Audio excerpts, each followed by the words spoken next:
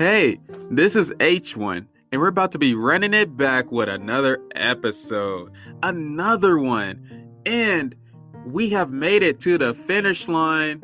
This is the final episode of this season. So clap it up. Clap it up because it's going to be awesome. I'm going to end it off with a banger. H1 is here to conquer. And I made this the last one because I know this is one of the hardest things that people cannot deal with. And this last subject that we're going to be talking about is accepting a loss. Now, I know that losing is hard, especially losing every game in the beginning. And you know that I've lost every game. I talked about right back in the very first episode that I lost to my big brother P Money for the whole first year. So I do understand about losing, and I still lose to this day. You can look at my Lee Chess account. You can look at my chess.com account. I still lose games, but it takes a real confident person to learn from those losses, and to accept that, yes, it's okay to lose, and it's okay to learn from your losses, and just a lot more tips to know that you're accepting a loss instead of just pushing it on the back burner. So that's what we're going to be talking about today. Are you excited? I know I am. I know I am excited to talk more about chess for this last episode. So, if you want to become a better chess player, learn about chess knowledge, chess wisdom, chess understanding, then start right now by following this podcast, following this whole organization. It's not even an organization because this is a one-man team, but let's just pretend like this is a H1 family organization and y'all part of it. Y'all part of this community. And not only that, you can improve your chess by sticking with this podcast, but you can improve your chess by subscribing to my YouTube channel, Chess Knowledge with H1, and getting ready to be pumped up for this Patreon announcement that we're going to be talking about in this next segment. So stay tuned as we run it back with some more chess knowledge. Okay.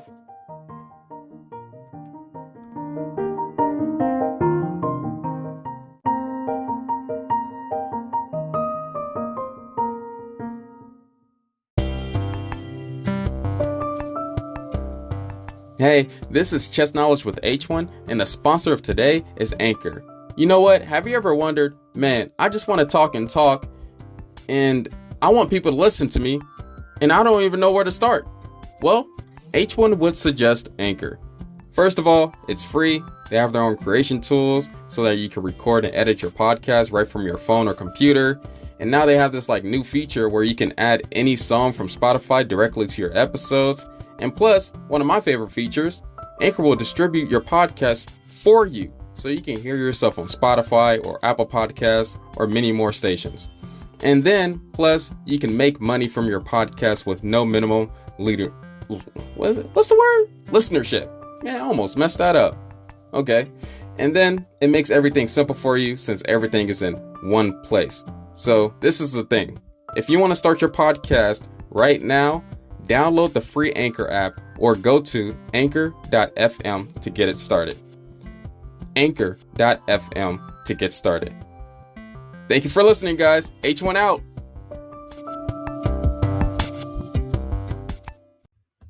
So, H1 is speaking. H1 is speaking. You like how I talk in a third person?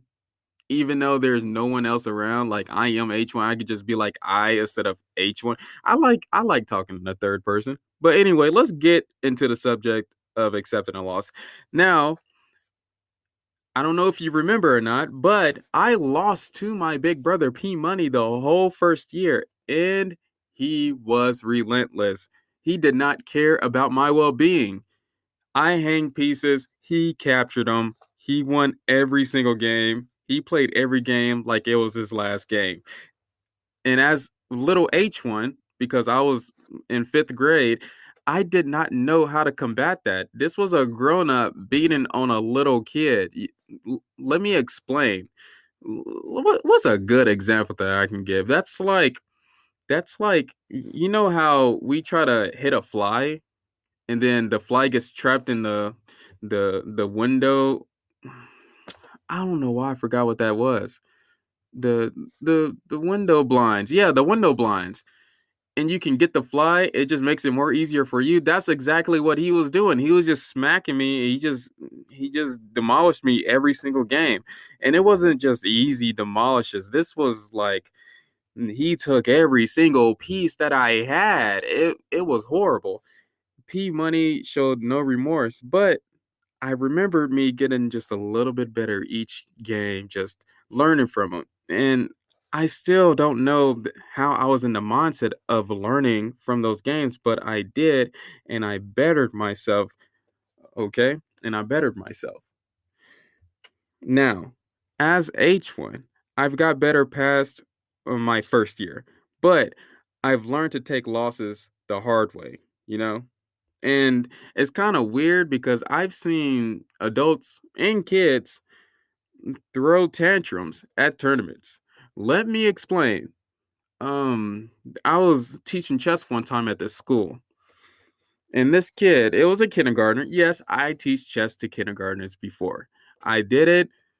Do I like it? That's a different story. Actually, let me say that I do because, it's just beautiful to see a young kid learning how to play chess. And you never know, that kid might become another Magnus Carlsen or Gary Kasparov or Bobby Fischer. So, yes, I do like teaching young kids how to play chess. I believe that you should start at a young age, and then that kid is going to grow up to be a grandmaster with 4 years of scholarships to college. And yeah, start young. You never know what might happen. But anyway, yeah, so I taught this class, and this kid was in this class, and he played his full first chess game. And this was after I explained how all the pieces moved. And this kid was playing this other kindergarten, a kindergartner. They played their games, and they was playing their games, doing their moves, and I was teaching them the moves on the way because you don't just learn how to move all the pieces from the first try, especially if you're in first grade or a kindergartner. It's really hard. There's like, how many pieces are there to learn? Like 6 pieces? That might be wrong. Maybe it's not. Double check it for me. But as I was teaching them how to move the pieces and as they was playing, I was realizing that that this kindergartner opponent, he was getting the hang of the game. And then he started taking all the pieces of their opponents, and it was accurate moves. He would check with me to double check if he could take the piece, and I was like, "Yes, you can." And he took. And then this kid, he was in a situation where he realized that he didn't have any other pieces, and he only had the king. And you know what's the most stressful thing about being a chess coach is teaching check to kids or like people that don't realize that your king can't go on squares where it's attacked is just a hard concept for people who are learning from the beginning. And it's so hard to teach somebody that because they can't see everything yet.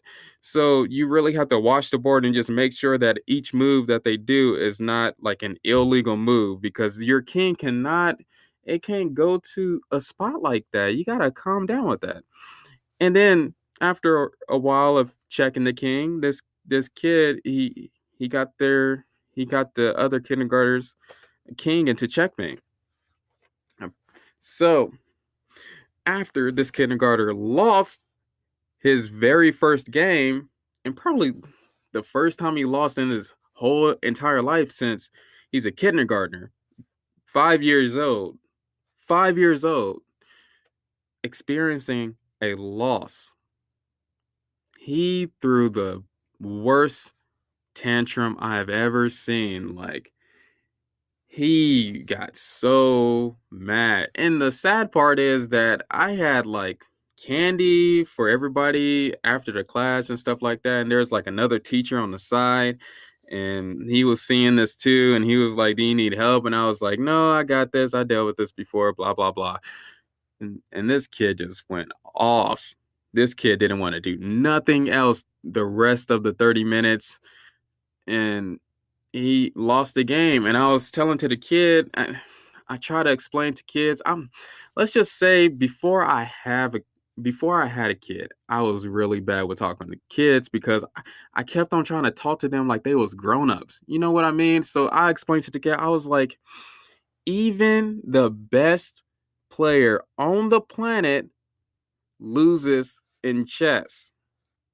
And I thought that that was the simplest way to tell somebody that, like, even a fifth grader or like even a kindergarten, which I was expecting that he would understand that of how significant that part was, but he didn't.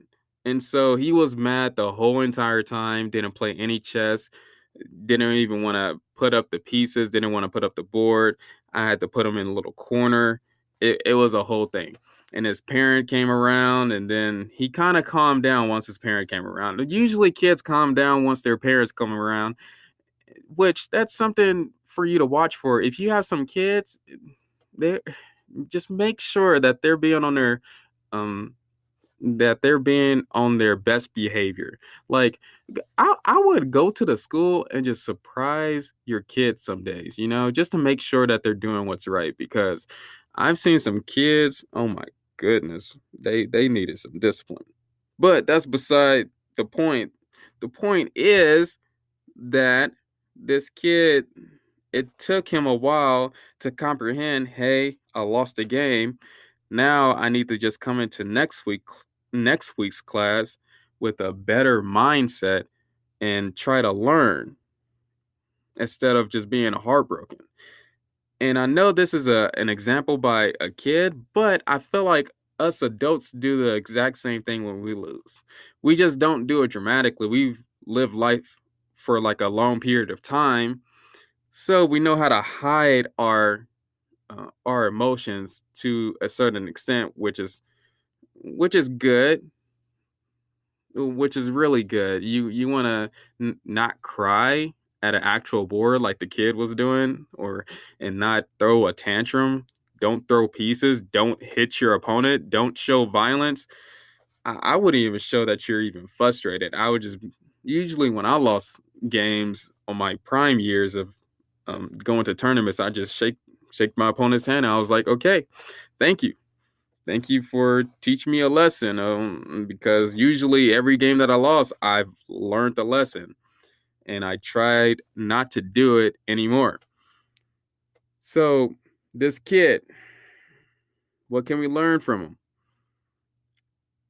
That kid was a grown up, basically a grown up that showed all of his emotions.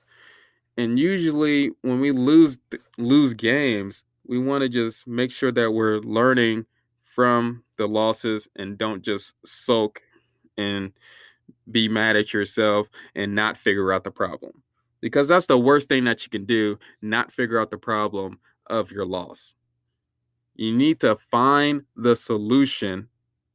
And once you find the solution, you need to learn how to apply it in your next game.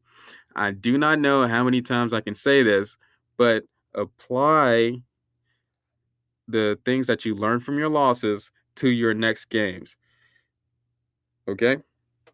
So, take every opportunity to learn, especially if the person you lost to is very nice. For example, I didn't have a lot of people to talk to, because a lot of people did not like losing to a teenager, especially when I started going to grown-up events.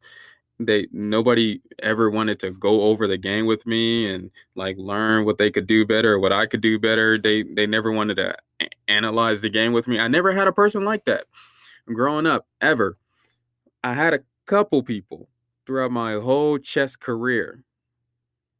A couple people, two people out of like hundreds, maybe thousands of people that I've played over 13 years. Nobody have ever asked like, "Hey, let's analyze the game." I had one game after the tournament that we analyzed different variations, what the game could have been like, why, and then we get to ask our opponent, hey, why didn't you do that move? What's your thought process? And when you can learn from the person that beat you or the person that you beat, that just makes chess a lot easier, a lot more fun. And that's one way that you can get over the loss, if you just learn from your opponent and talk to them more. But you might be thinking, like, what if I'm the type of person that don't like talking to people? What if I'm the introvert and I'm still super mad at my opponent for beating me? If you're still mad that your opponent beat you and you can't carry on a conversation, or at least go over the game with your opponent, and they're trying to be super nice, man, first of all, you need to get that checked out. Second of all, just go home. If you have more games in the tournament, yeah, you need to stay there. But analyze it yourself. Be a loner. There's nothing wrong with that either. I'm pretty sure Bobby Fischer did that multiple times. But if your opponent is really nice, I would take advantage of that and not just be in my feelings, you know? As H1, if your opponent is super nice, make sure you make friends so that you can learn from each other. You never know. You never know what might happen. What if your opponent, like, that beats you, like, you become like good friends with them and they're like, hey, you can borrow this book, and then there's this book that's all about something that you've been working on or something that you need to work on, and it's like, whoa, that's cool. Can I borrow this? And you're like, yeah, that's cool, that's dope. Yeah, that's what can happen. Actually, that happened to me a few times. I faced expert rated players, like 2000 rated players, and they're like, hey, you want this book? And I got this book. That's how I got this book right here, right in front of me, called the art of not the art Art of Attack and Chess by Everyman Chess. Vladimir. Nope, not saying that last name, but that's how I got that book. And then I got the book. Where's that other book at? Where? And then I got a book from another player that I've played multiple times, Modern Chess Openings, which learning chess openings was something that I needed to work on at the time, which I did, and I progressed, and now I got my set of openings that I do, or my repertoire.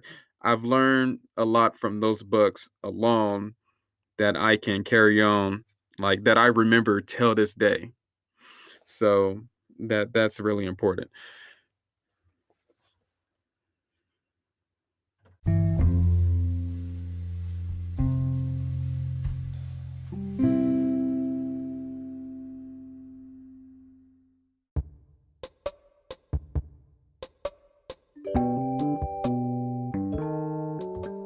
Hey, this is the waiting room segment, Chess Jokes by H1. And the joke of today is, I got a job working shifts as a piece in a 24-hour human chess game. I'm on nights this week. You get it? I'm on nights. Thanks for listening.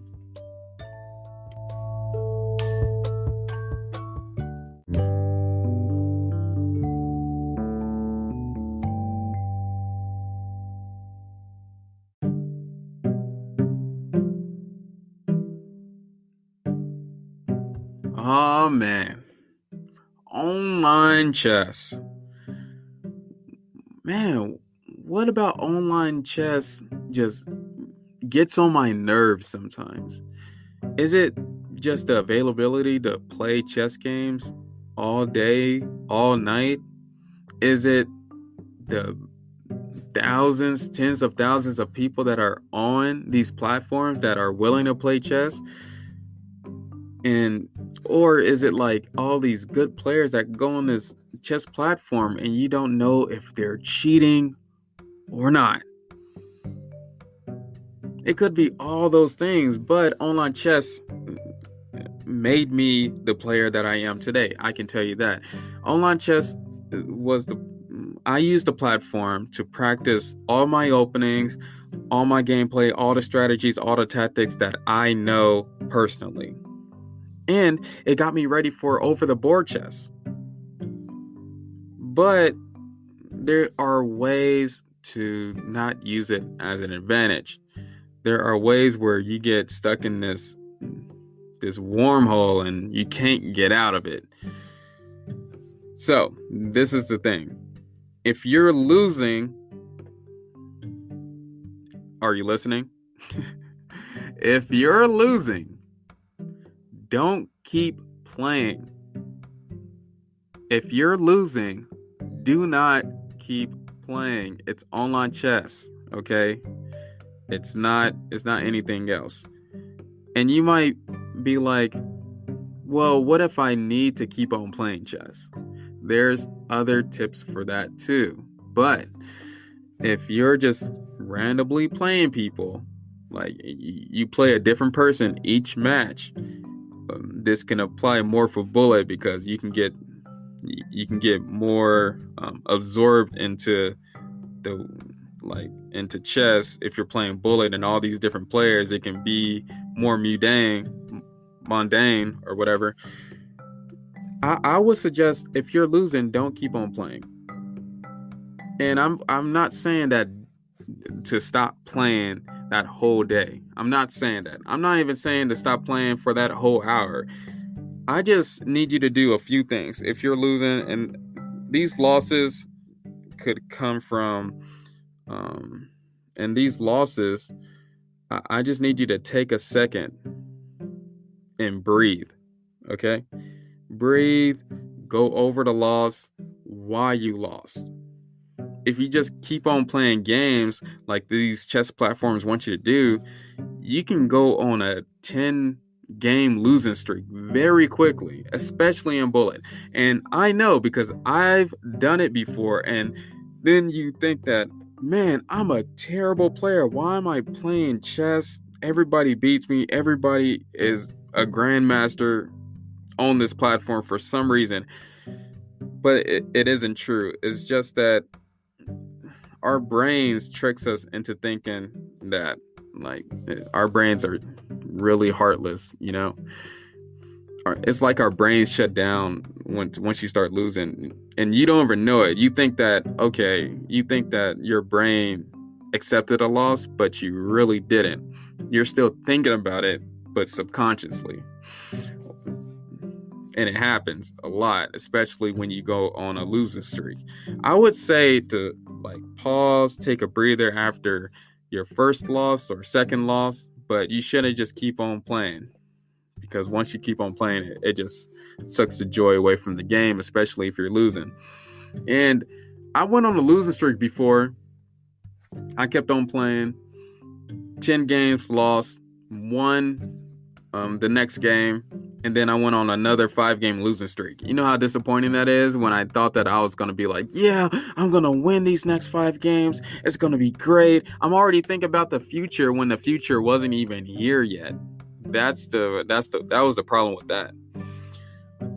Don't think about the future. And that's the thing about thinking about chess ratings too. When you're at 2099, or you're 1 point away from the rating threshold of getting past 2100, and all you have to do is beat your last opponent.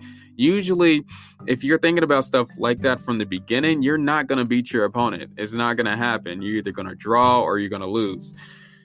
It happens all the time. That's why you should be more focused on the chessboard. And there's been other different kind of ways to play chess on these platforms, on chess.com, on Lichess.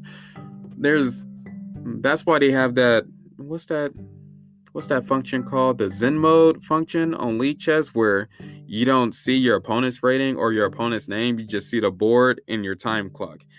I think they have that on chess.com, but it's called something else. But that's why these platforms have that, because they know that us humans that run by the advertisements I forgot what was the number, but it was a high number. We do it every single day, and it's just normal to us now.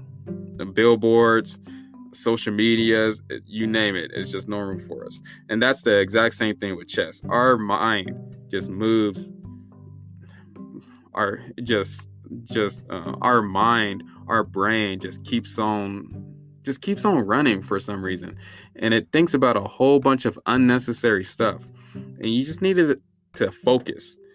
And once you get your brain to focus on the chessboard, on making good moves, that's what you want. Because when you're on a losing streak, when you're losing game after game, your brain isn't focused anymore. I even got on losing streaks where I'm just thinking about my last game, and I'm like, man, I wasn't even thinking about good moves that game. I wasn't calculating anything. I was just doing moves just for the fun of doing moves. And that doesn't better your chess, because when you're just doing moves just to do moves, then you can't learn from your mistakes, because that wasn't the real you. Which is crazy. I just got deep on y'all. Mind blown by H1. But if you're on a losing streak, take a breather. Play your next game. If that doesn't work, I would always suggest do this. Even before you play any type of online chess, do some puzzles. That's the best thing that you can do to get your brain warmed up for a chess game. Do a couple puzzles, then play a chess game, and just see how your mindset changes when you go into the chess game. It's awesome. Or the third step, just take a second to think about your losses. Just take a second to think about how you lost, why you lost. Was it where? It could be where you lost. I don't know where you're playing chess, but if you're the type of person that can't play chess near distractions, and I know I have a daughter, and it's hard for me to play chess with a daughter, and it sucks because my daughter just started crawling out of nowhere, and man, she's a handful. But anyway, I know that distractions can come out of nowhere, but you need to figure out why you're losing, and you need to stop it immediately. Now, back to my other subject that I was going to talk about. What if you need to keep on playing the game, or you're playing a friend and you want to keep on playing them, and you lose a game? It depends on what game you lost. For example, most grandmasters, they play a very tactical game, like a Sicilian or something, or some other opening. And then if they lose, then they go to playing solid openings, like the London or the Queen's Gambit. Solid openings like that. It is good to know different openings to see like how to stop the bleeding. And you need to figure out how to stop the losses. Even if you get a draw, it is good to stop the loss, because that draw can lead to wins afterwards. So if you're playing somebody and you lose against them, just play more solid the next game, or try to go in more tactical again, going for the win, and just see if it works out the second time. And if it doesn't, you need to change up your whole strategy really quickly. And you just need to keep on changing it up so that your opponent doesn't get used to it. I've played friends like 5 games in a row, 10 games in a row, and this is normally the strategy that you want to go against. Or if y'all playing the same opening again and again and again, and you keep on doing different variations, but you're not getting anywhere, you need to change up the opening, change up your strategy. Instead of attacking your opponent, you need to play more strategically. And it's hard to do that because all of us have our weaknesses and have our strengths, and most of our strengths aren't being more strategic. But that just comes with the game of chess. Overall, being an average good person, you need to be an average person in every single section. No matter if it's tactical, you attacking, you defending. A lot of people hate defending, but you defending, you being strategic, you winning end games, you playing the middle game, You need to be an average person in each section of the game of chess, and you need to know how to do it. Now, I guess I can go more into that with the next season, but yeah, there are different chess personalities, and there are different openings that you should just use for yourself.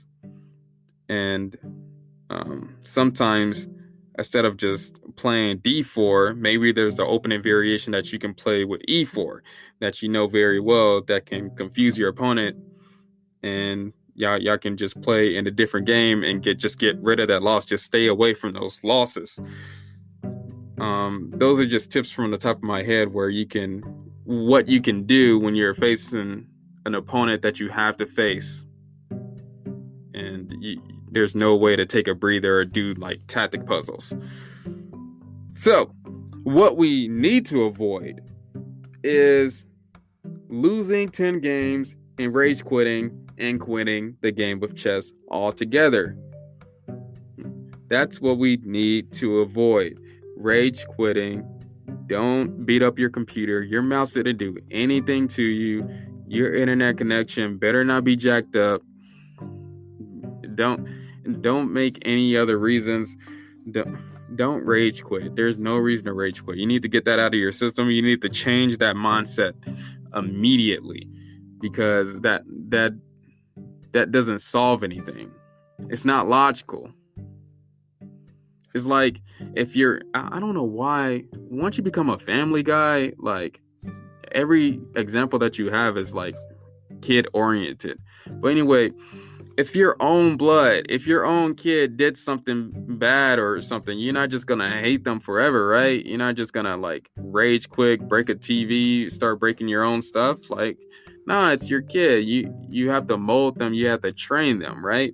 That's basically what you're doing. You're training yourself to become a better player, and don't just rage quit and quit the game. Because once you quit the game, then that's when your chess career ends, and then now you're should I say that? I guess I'm saying that. Yeah, now you just become a failure. Yeah. When you just quit a game because you lost so many times that you're like, man, I hate this stupid game. Man, that's a real scrub move for you to do, just to quit a game just because you lost several different times. If you stop loving chess, then that's okay. That's fine. Whatever you want to do, homie. But I'm guessing since you're listening to me right now, listening to this episode, I'm guessing you want to better your chess. So please do not quit. It is good to have the desire to win every single game. That is right. And there is a time to respect your opponent's skills. Your opponent has skills. They have their own special skill set. They have their advantage over you, and you have your advantage over them. And you can't be mad at your opponent for playing better than you that game. You gotta level up. You gotta improve in your chess so that you can beat that opponent that beat you. And that's another thing too. When you start respecting all of your opponents just equally, and seeing that you can learn from every single one of your opponents, even the ones that you win easily, and because those ones that, even against those people that you can win against easily, you should be striving to do just accurate moves, every single move, and every single move of yours shouldn't have any inaccuracies or blunders at all, or any chances for your opponent. So basically what I'm saying is you should always be training, and nothing that you do should just be like I can do that tomorrow, or that's just a fluke. Nothing should be like that. So everybody lose. All you have to do is train and try again. Negativity doesn't change anything. But if you stay positive about being able to gain more knowledge, then you're going to progress in your chess playing skills.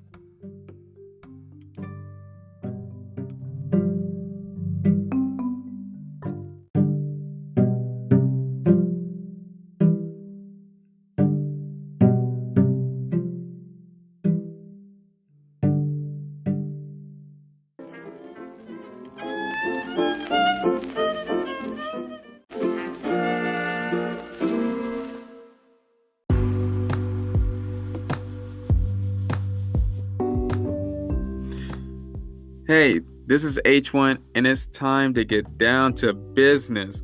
And I'm going to start this off by just saying that you are a good chess player, and I do not want you to underestimate your skill. That being said, if you lose a game, you can get better. There's no stopping you from progressing in chess. Whatever effort you put into the game, you will see the results. Okay? That's how chess is, and that's how chess will always be.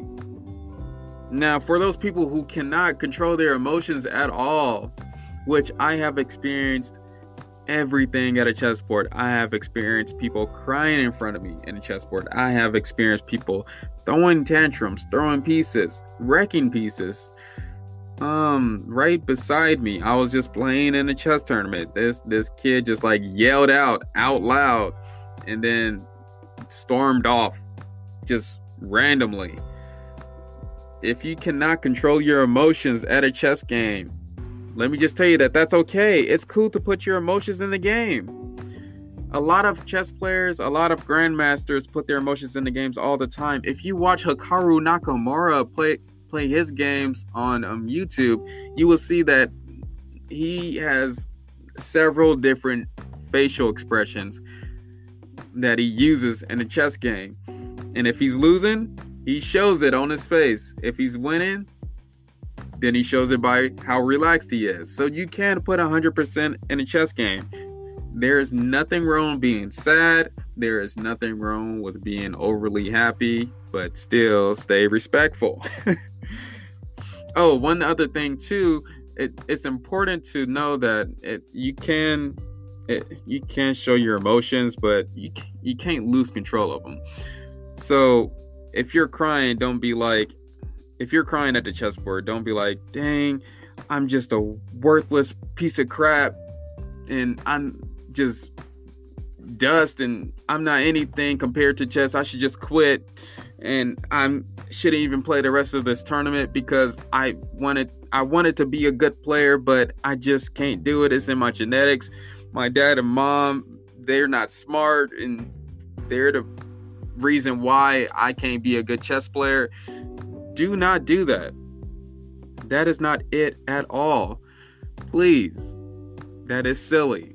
You can be a good chess player. Anybody can. No matter if you're smart or dumb, tall or small, big or skinny or whatever. You can be a good chess player.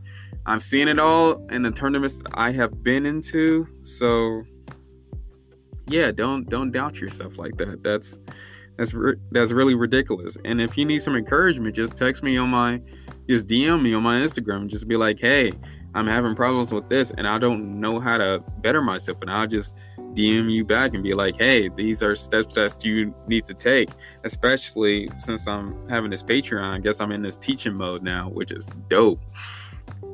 Now, another thing that I want to talk about, other than to not underestimate your skill and there's nothing wrong with showing full emotions on a chess game as long as you're controlling them, is to please do not give up winning completely. There are people that from the beginning expects to lose. I never understood that. Why would you expect to lose a chess game? Or they think that they can't even win the chess game. They go for the word that I dislike the most. They go for a draw. Did you hear me? They go for a draw. A draw is only valid when you played a tough game. If you're not playing a game and you just play a few moves and you ask for a draw, or you go into some variation where you do a 3-move repetition, then that's not chess. You play chess to go for the win every single time. You go for the win. And to go for the win every single time, to change this, man, I can't even talk because it just got me so riled up. But to change this perspective is going to be hard. First of all, I need you to set little goals and strive to win every game. And these little goals you can set is by, hey, let me just develop all my pieces first and just see how the game goes. B, let me see if the quality, do I got the space advantage? Who has the initiative in the middle game? What is the best move? Don't even think about the other stuff. Just think about trying to play your best moves in the chessboard. If you just think about that, then you don't even have to worry about expecting all these emotions of just losing or just saying that you're already going to lose. You need to quit that. You need to stop that. That's what I mean by setting little goals. So we can all be our own Magnus Carlsen or Garry Kasparov, or just be any champion that we want. And we need to just have that confidence to beat anybody else, but at the same time be humble that your opponent is very, very knowledgeable and very good. You see how hypocritical chess can be sometimes? Because if you understand that last part, then you're on the right path. Every situation is different in chess, and when you understand that, the game becomes a lot easier. Now, make sure you challenge your opponents and go 100%. Just like My Hero Academia, All Might, he always goes, I guess he doesn't always go, but he always does his best to be the hero to save everybody and go 100%. That's what we need to do with all of our opponents. We need to be at our 100%. Play your best openings. Do the right strategies. Don't do stuff that you don't know in a chess game. Don't do some special opening that you don't know and that you just unknown about the strategies in. That would be stupid. No, do the stuff that you know. Go 100%. Challenge your opponents in the things that you are knowledgeable about, that you have the advantage in. So if you have the advantage in open positions, then play your open position against everybody. Okay? Play an open position, play e4 against everybody and learn those openings, and even play e4 against, let's say you faced your first grandmaster. Don't change it up to d4 just because it's a grandmaster. No. Keep the stuff that you've already been playing.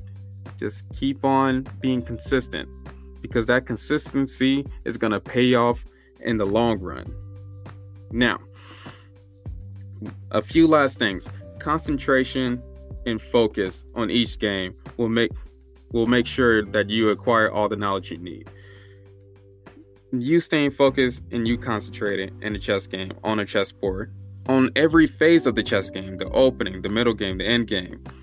You need to learn how to be focused 100% of the time, all the time, because anything can happen.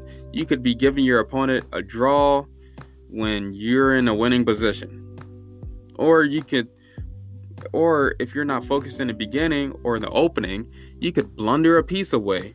Just blunder a piece away with a fork or something. So staying focused, staying concentrated will help you. One thing that I would do when I'm at a chess tournament, I would stay focused. At a chess tournament, I would have my water already with me, or my bag of almonds already with me to eat, just to make sure that I have my brain fruit and that I'm mentally ready for this chess game. And a good thing to end this off with is, don't think of losses as the end of the world, because I'm pretty sure you're going to know that you are not alone. Everybody's been there. Everybody has lost a game. Don't think of losses as the end of the world. If you're a kid, or if you're a person that's over 70, I don't care what age, where you at, which country you're in, the loss is not the end of the world. And you're not alone. Because if nobody's there, I can tell you for sure that I've been there.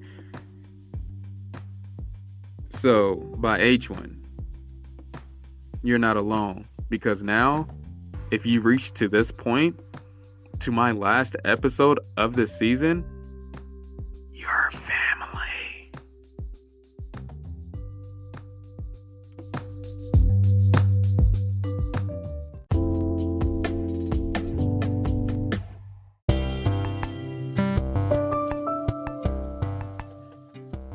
This is the waiting room segment.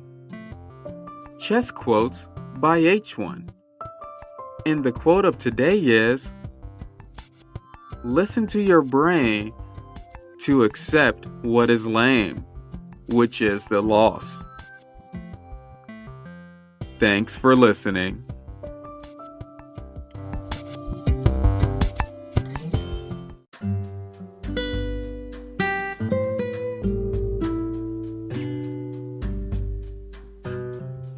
Hey, man, it's been a long journey to get to this point, but you have made it. We are here, the H1 fam. And I'd just like to say thanks for listening, because I appreciate every single one of you that have been helping me since the beginning of when I started this. Let's say 5 months ago, back in 2020. That is crazy if you've been here for that long. And I'm acting like it's a long time, 5 months ago.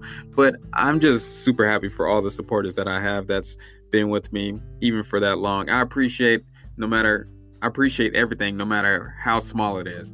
Now, for this next season that is going to be coming out, I am going to be taking a month break. So let me check my calendar, see when I'm going to start it back up. Now, you might be thinking a month break is super long, which it probably is. I'm not going to lie, it probably is. But I'm going to make sure that it doesn't seem that long, because I'm going to be giving out updates probably in 2 weeks on what I'm doing. And I'm especially going to throw out an episode of my launch of my Patreon. So that's going to be really important too. If you're ready to, improve in chess, watch videos, watch instructional videos, watch openings, and just be a part of this whole community. Now, I guess I'm just going to set the deadline for February 2nd for the next season. And the next season is going to be super exciting. I'm talking about chess personalities, the opening, the middle game, and the end game. And that's all the sneak peek I'm going to be saying right now. That's it. It's going to be awesome. I promise it is. So, I would just like to say thank you for being here. Just know that it doesn't end here. I will still be posting on my YouTube channel, Chess Knowledge with H1. That is still going. I am still on Instagram, H1 Chess. I do have a Facebook group that's called Chess Knowledge with H1, and a Facebook page that's called Chess Knowledge with H1. I do have a Twitter. I'm not on Twitter. I do have a TikTok called H1 Chess.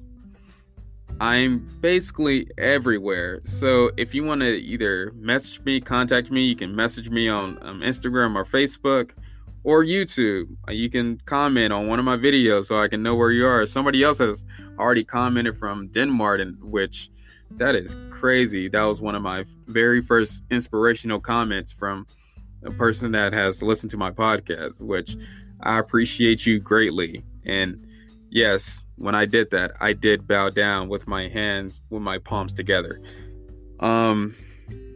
Anyway, let's get back into it. In February 2nd, I wish you all well. If you want the episodes early, it will be on my Patreon, January 15th. I probably will have an episode already ready that week. So if you do want early access, that is a way that you can get it early. Now, I do welcome you back, and I will see you soon so that we can run it back with some more chess knowledge. Peace.